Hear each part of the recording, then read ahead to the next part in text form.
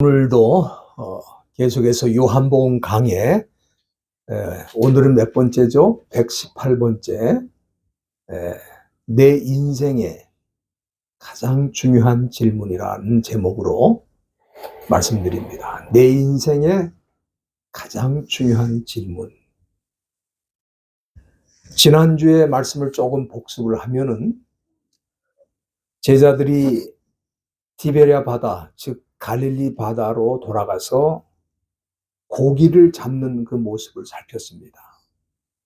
그들은 부활하신 예수님을 두 번이나 만났기 때문에 예수님의 부활을 눈으로 확인한 제자들은 이제 우리가 예루살렘에 들어가서 주님이 부활하신 것을 전해야 되겠다, 그렇게 생각하고 행동으로 옮길 줄 알았는데 그게 아니고 고향으로 돌아가서, 고향 갈릴리로 돌아가서 다시 어부 생활을 하게 된 것입니다. 그들이 부활하신 주님을 이렇게 만나고도 왜 부활의 증인으로 살지 않고 고기를 잡으러 고향으로 다시 돌아갔을까? 저는 그게 궁금한데, 제가 두 가지 이유를 말씀드렸습니다. 첫째는 제자들이 자신들의 그 처지나 상황을 돌아볼 때 아마도 자기들이 예수님을 부인하고 도망을 갔던 사람들로서 뭔가 부끄러움을 느끼지 않았을까? 그러니 이제 예수님이 부활하셨지만 우리는 부활의 증인의 삶을 살면서 사람들 앞에 나서기보다는 조용히 고기를 잡으면서 우리의 삶을 유지하는 게 좋겠다, 그렇게 생각하고 다시 고향으로 돌아가서 어부 생활을 했을 가능성이 있다. 이게 첫 번째고요. 두 번째는 더 중요한 이유가 있다면은 그들에게 아직 하나님의 때가 이르지 않았다. 이 세상의 모든 일은 하나님이 정하신 때가 있거든요. 특별히 복음의 증인으로 선교사의 삶을 산다는 것은 그들의 힘과 능력으로는 불가능합니다. 그렇기 때문에 우리 예수님께서 제자들에게 성령을 받으라고 말씀하셨고, 이제 그들은 그 하나님의 성령이 그들 마음속에 임할 때까지 그들은 기다리면서 하나님이 정하신 때를 기다려야 되는 상황이기 때문에 다시 고기 잡으러 가면서 그것을 기다리지 않았을까? 전 그런 생각을 해봅니다. 그러나 부활하신 우리 예수님께서는 제자들이 고기를 잡으러 갈릴리로 돌아간 것을 이미 아시고 거기까지 찾아오셨죠. 그들이 밤새도록 고기 한 마리 못 잡을 때 우리 예수님께서는 새벽 미명에 오셔서 배 오른편에 그물을 던지라, 그리하면 고기를 얻으리라, 그 말씀을 제자들이 순종했을 때 153마리, 153마리 큰 고기를 잡을 수 있게 되었습니다. 그때 처음에는 몰랐지만은 예수님이 오셨구나. 그들은 예수님이 아니면은 이런 일이 일어날 수 없다고 생각하고 예수님이다 하면서 다 예수님께로 달려와 가지고 우리 예수님과 함께 아침 식사를 나눈 그 장면을 우리가 살폈는데, 왜 예수님께서 그들을 찾아가셨을까? 두 가지 이유가 있죠. 첫째는 내가 너희들을 끝까지 사랑한다, 내가 너희들을 끝까지 사랑한다, 이것을 보여주신 것이고, 두 번째는 그들이 제자의 삶을 포기했을 때 다시 한번 일으켜 세워서 격려해 주시고 제자의 삶을 살 수 있도록 그렇게 회복시키기 위해서 오시지 않았을까, 그렇게 생각을 합니다. 저와 여러분들도 넘어질 때가 있죠. 그러나 그때마다 우리 주님이 오셔서 우리를 다시 한번 일으켜 주시고 회복하게 해 주셔서 주님의 사명을 넉넉히 감당할 수 있도록 도우실 줄로 믿습니다. 오늘 이 본문 말씀에는 갈릴리 해변에서 예수님이 제자들과 함께 아침 식사를 드신 후에 대화를 나누는 장면인데, 이 대화를 나누시면서 우리 예수님께서 어쩌면 그들에게 가장 중요한 질문이라고 할 수 있는 중요한 질문을 던지셨는데, 그 질문이 15절 중간에 나와 있습니다. 예수님께서는 특별히 베드로에게 요한의 아들 시몬아, 네가 이 사람들보다 나를 더 사랑하느냐? 여기서 우리 예수님이 그를 부르실 때 시몬이라는 이름을 썼거든요. 베드로라고 부르질 않고 시몬이라는 이름을 썼어요. 이 시몬은 원래 베드로의 히브리식 이름입니다. 본래 그 사람의 이름이 시몬이에요. 베드로라는 이름은 나중에 반석이라는 그런 뜻의 헬라어식 이름이고, 원래 유대인식 이름은 시몬입니다. 이 시몬은 사실은 유대인들 가운데 이런 이름 쓰는 사람들이 많죠. 우리 영어에서는 사이몬이라고 그러는데 사이몬도 얼마나 많습니까? 옛날에 우리 고양이 이름을 사이몬이라고 줬더니 어떤 사람이 와서 막 항의를 하더라고. 내 이름인데 왜 고양이한테 붙였냐고. 이 사이몬은 너무 많은 사람들이 이제 쓰고 있는 이름인데, 그 이름의 뜻은 뭐냐면, 이름의 뜻이 좋습니다. 하나님이 들으셨다. 하나님이 들으셨다. 그런 뜻이에요. 우리 예수님께서 베드로라는 이름을 쓰지 않고 시몬이라고 하는 옛 이름을 쓰신 이유는 수치심과 뭔가 부끄러움을 느끼는 베드로에게 친절하고 따뜻하게 다가가기 위해서 그 이름을 부르시지 않았을까, 그렇게 생각이 됩니다. 우리 예수님께서 베드로에게 이 사람들보다 더 사랑하느냐, 우리 한국어 버전에는 이 사람들보다 더 사랑하느냐 이렇게 되어 있는데, 원래 우리 헬라어 원문에 보면 후토스라는 말이에요. 후토스는 뭐냐면 지시대명사예요. 그러니까 이 사람들이라고 할 수도 있고 이것들이라고도 할 수 있습니다. 두 가지가 다 될 수 있는 거예요. 그러니까 우리 예수님의 질문은 이 세상의 모든 사람들, 예를 들면 친구도 있죠, 이웃도 있죠, 가족도 있습니다. 그런데 그 어떤 사람들보다 나를 더 사랑하느냐 이렇게 물으신 것도 되고, 그와 동시에 이 세상의 그 어떤 것, 예를 들면 돈이라든지 재물이라든지 쾌락이라든지 명예라든지 그 어떤 것보다도 나를 더 사랑하느냐 이렇게 물으신 것도 된다, 그런 뜻입니다. 사실 우리 예수님께서 베드로에게 엄청난 질문을 던지신 거예요. 왜냐하면은 우리 예수님께서 베드로에게 네가 엄청난 돈과 재물이 있고 그 다음에 내가 있고 그 둘 중에 누구를 택할 것이냐. 그럴 때 나는 돈이 아니라 주님입니다. 지금 이런 질문을 하신 것이고, 또 동시에 아무리 친한 친구가 있고 아무리 사랑스러운 가족이 있어도 그들보다도 나를 더 사랑할 거냐 이렇게 물으신 거거든요. 이건 대답을 쉽게 할 수 없는 아주 엄청난 질문이라고 생각이 됩니다. 그리고 이 구절에 나타나는 이 사랑하다는 이 동사는 아가파오라는 동사인데, 이 아가파오, 여러분들 잘 아는 아가페의 동사형이 아가파오입니다. 근데 이 사랑은 어떤 이기적인 목적을 위한 사랑이 아니고 unconditional, 무조건적인 사랑이라 이 말이에요. 그러니까 이 사람들보다 또는 이것들보다 나를 더 사랑하느냐 이렇게 물으셨을 때에 베드로의 마음속에 조금이라도 어떤 이기적인 목적이 있다면 우리 주님을 사랑한다 이렇게 말할 수가 없는 거예요.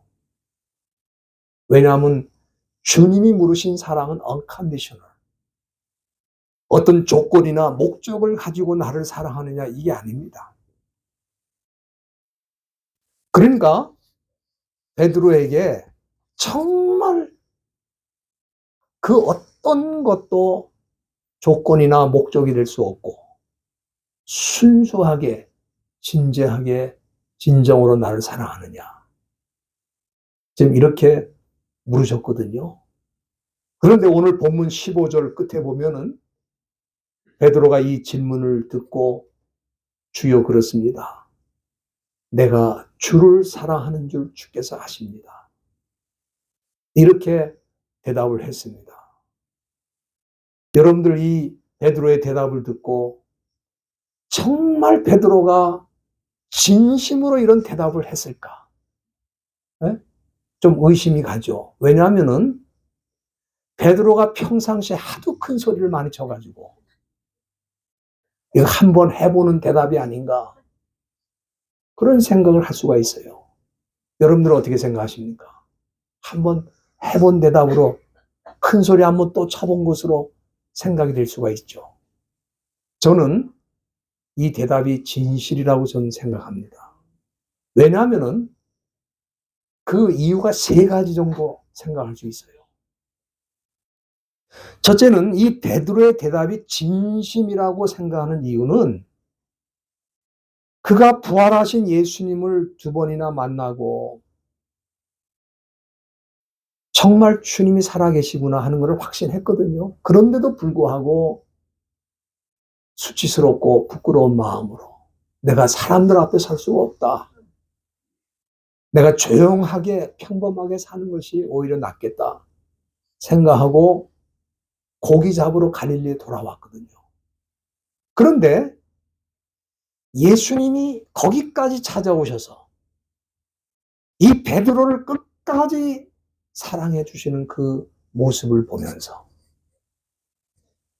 이제 나도 주님을 이렇게 조건 없이 사랑해야 되겠구나. 막 그런 생각을 했을 것 같아요.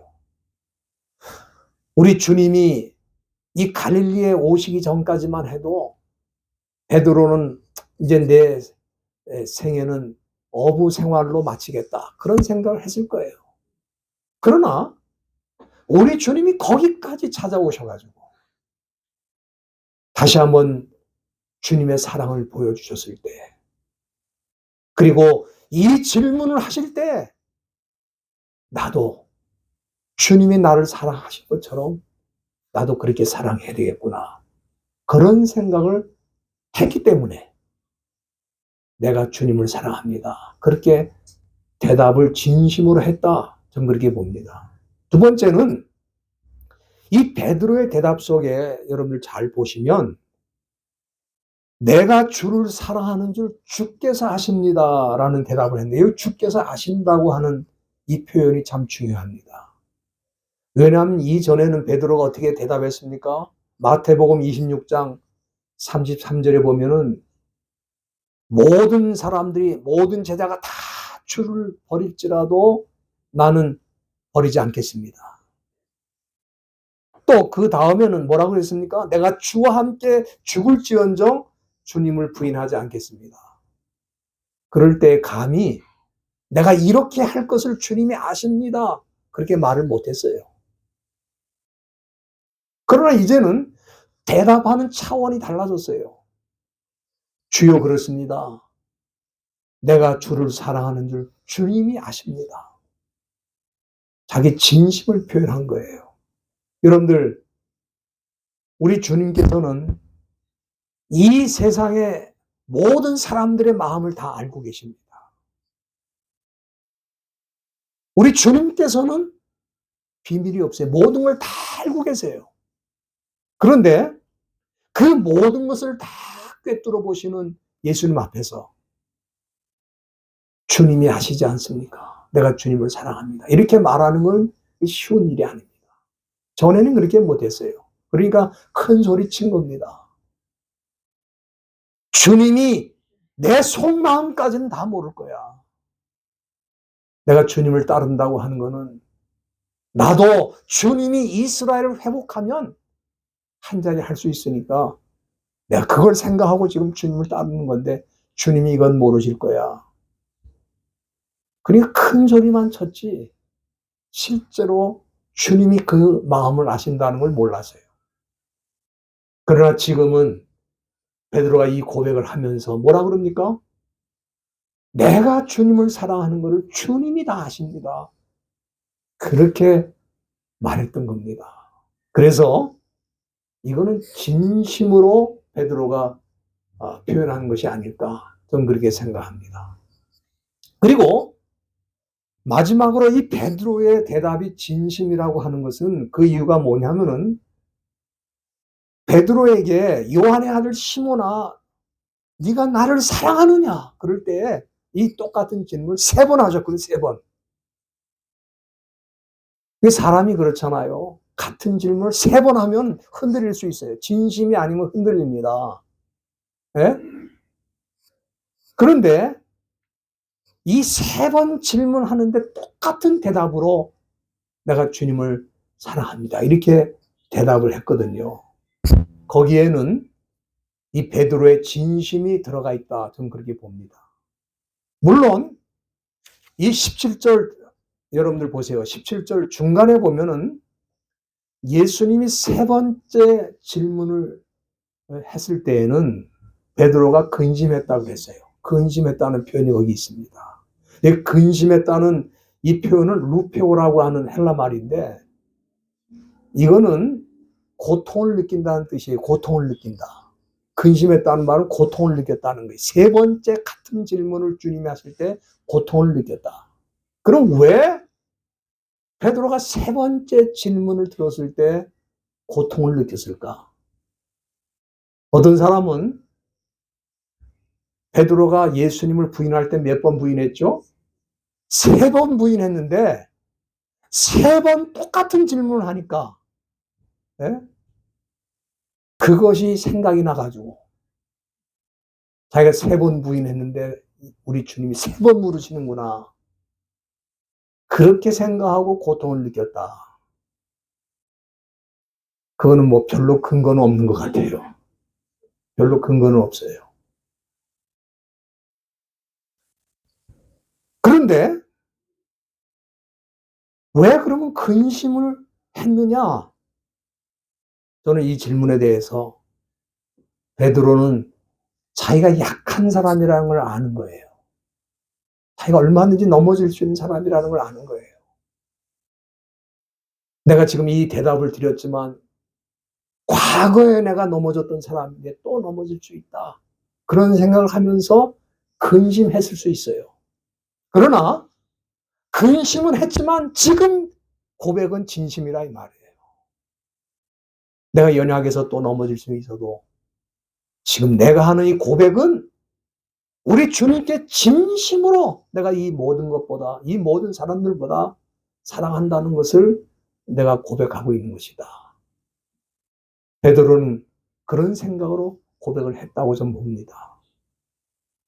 그리고 17절 끝에 보면 이 3번째 물으실 때는 어떻게 대답했습니까? 주여 모든 것을 아십니다. 이 모든 것을 아신다. 이 말이 들어가 있어요. 모든 것을 아신다. 주여 모든 것을 아시오매 내가 주를 사랑하는 줄 주께서 아십니다. 이 모든 것을 아신다는 이 표현을 왜 썼을까? 베드로는 과거에 내가 잘못한 것도 주님이 아시고 내가 앞으로 연약해서 쓰러질 것도 주님이 아신다 이 말이야.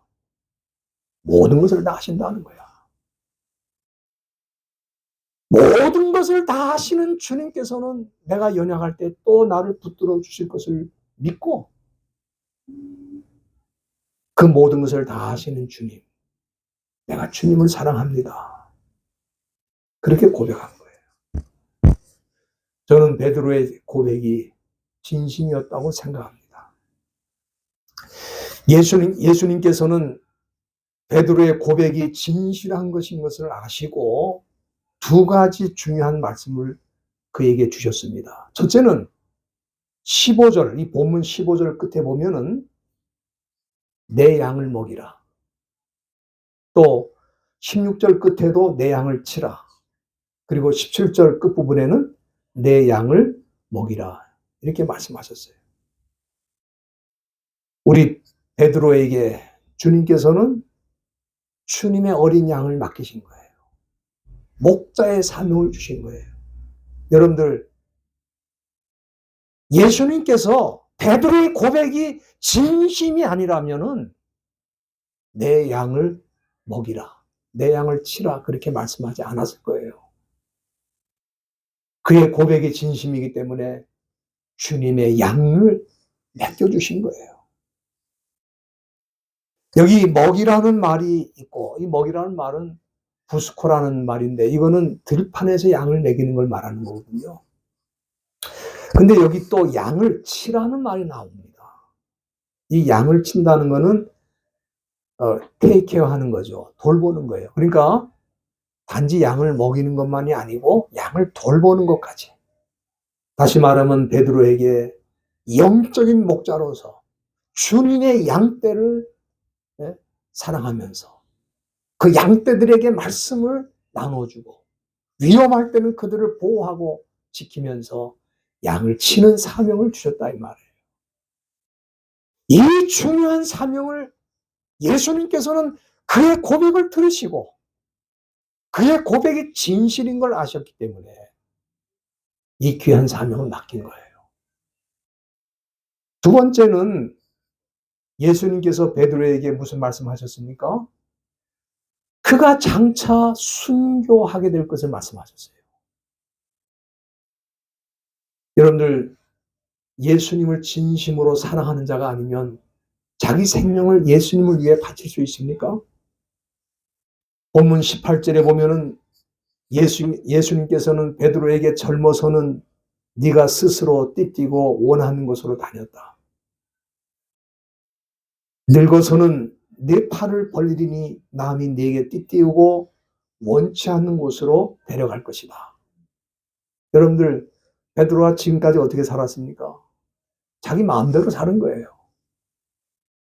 예수님의 제자라고 그러지만은 실제로는 자기 야망을 위해 사는 거예요.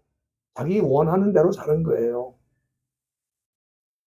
예수님이 이스라엘을 회복하면은 정치적으로 회복한다고 생각하고 이스라엘이 회복되면 나도 한 자리 할 수 있다. 그런 야망을 가진 거예요. 그리고 예수님이 십자가에 달려 죽으실 것을 말씀하니까 그렇게 하면 안 됩니다. 왜? 주님이 십자가에 비참하게 세상을 떠나시면 나한테는 기회가 없잖아. 그러니까 결사적으로 말리고 그렇게 하면 안 된다고 그랬던 사람이에요. 그게 뭐예요? 자기가 원하는 대로 사는 거예요. 예수님의 제자라고 그러면서도 실제로는 자기 욕심과 자기 뜻을 따라 산 거예요. 오늘날 이 시대에도 크리스천들 가운데 보면은 주님을 위해 살겠다 그러지만 속으로는 다 자기 뜻대로 자기 생각대로 살아가고 있어요. 네가 젊을 때는 그렇게 살았다. 과거에는 그렇게 살았다 그 말이에요. 그럼 앞으로 어떻게 되겠느냐? 내 팔을 벌리리니 남이 네게 띠띠우고 원치 않는 곳으로 데려갈 것이다. 이것은 베드로가 선교 현장에서 누군가에 의해 강제로 끌려가는 모습을 보여주는데 19절에 보면은 사도 요한은 예수님의 이 말씀에 대해서 뭐라고 해석을 했냐면은 베드로가 어떠한 죽음으로 하나님께 영광 돌릴 것을 가리키시니라. 사도 요한이 그 예수님의 말씀을 그렇게 해석을 했어요. 그가 어떠한 죽음으로 죽을지에 대해서는 18절에 내 팔을 벌리라고 했는데 여러분들 이 십자가에서 죽을 때는 강제로 팔을 벌려서 그냥 팔을 벌려야 십자가에다 못을 막을 수 있잖아요. 그래서 베드로는 결국 그 로마에서 순교를 하는데 십자가에 달렸어요. 근데 이 십자가에 달릴 때 베드로가 뭐라 그러냐면 나는 십자가를 거꾸로 해달라. 나는 예수님처럼 감히 십자가에 이렇게 달릴 수가 없고, 이건 전설입니다. 이건 성경에 나오는 얘기는 아니에요. 그러나 전설에 의하면은 베드로는 십자가를 거꾸로 세워가지고 거꾸로 매달려서 죽은 사람이에요. 거꾸로 매달려 죽으면 더 고통이 심하고 빨리 죽는 거거든요. 그 방식으로 베드로가 순교를 했다. 그런 전설이 있습니다. 이 사도 요한은 제자 가운데, 예수님의 12제자 가운데 제일 마지막까지 살았던 사람이거든요. 그러니까 다른 제자들이 어떻게 죽었는지 다 아는 사람이에요. 그리고 이 요한복음 쓸 때는 그걸 다 알고서 쓴 거예요. 그러면서 여기 뭐라고 그러냐면은 베드로가 죽을 때 하나님께 영광을 돌렸다는 말을 해요. 네? 여기 말씀 나와 있죠? 18절에 하나님께 영광 돌리는, 19절에 나와 있습니다. 어떠한 죽음으로 하나님께 영광 돌릴 것을 가르치심이라. 그 말은 베드로가 죽을 때 하나님께 영광을 돌리면서 죽었다. 그런 얘기입니다. 여러분들, 우리 예수님께서 베드로에게 네가 이 사람들보다 또는 이것들보다 정말 나를 더 사랑하느냐. 베드로는 3번씩 똑같은 질문을 던질 때 똑같은 방식으로 대답을 했어요. 마지막에는 좀 흔들렸어요. 그러나 그럼에도 불구하고 주님이 모든 것을 다 아신다. 나의 과거도 알고 현재도 알고 미래도 알고 다 안다. 내가 혹시 넘어질 수 있다. 그러나 주님이 붙들어 주시고 나를 끝까지 인도해 주실 것이다. 그걸 확인하신 다음에 예수님은 네가 순교할 것이다 라는 말씀을 여기 암시해 주신 거예요. 사랑하는 성도 여러분들, 베드로는 실패했던 사람입니다. 그는 쓰러졌던 사람이에요. 그는 예수님을 3번씩이나 부인했던 사람이에요. 너무 부끄러워서 내가 더 이상 제자의 삶을 살 수가 없다.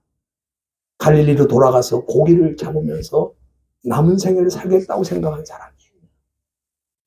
그러나 우리 주님이 찾아오셔서 끝까지 자기를 사랑해 주시는 것을 보고 나도 주님을 위해서 그렇게 살아야 되겠다 결심을 한 거예요. 저와 여러분들도 마찬가지입니다. 정말 우리는 험한 세상에 살고 있어요. 수많은 사람들이 예수님을 부인하며 살고 있습니다. 주일날 교회도 나오고 뭐 직분도 받았고 나름대로는 뭐 봉사도 하고 그러는데 결정적인 순간에 주님을 부인하고 사실은 외면하고 살 때가 너무너무 많습니다. 그러나 그때마다 우리 주님이 찾아오셔서 우리에게 다시 한번 내가 너를 사랑한다는 걸 보여주시고 격려해 주시면서 우리를 붙들어 주실 때 우리도 비록 연약하고 부족하지만 남은 생애를 주님을 위해 살겠습니다. 이렇게 말씀하시고 마지막에는 베드로처럼 하나님께 영광 돌리는 죽음으로 우리 인생을 마무리하는 저와 여러분들이 다 될 수 있기를 주님의 이름으로 부탁드립니다.